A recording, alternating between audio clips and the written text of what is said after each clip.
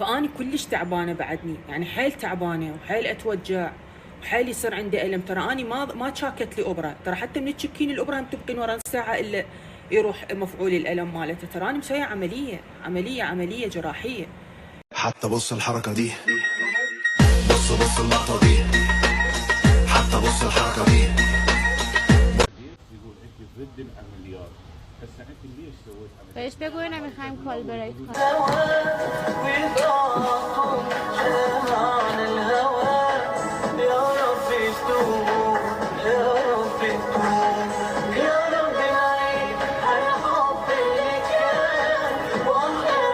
الصيام المتقطع واقطع الصيام المتقطع واقطع.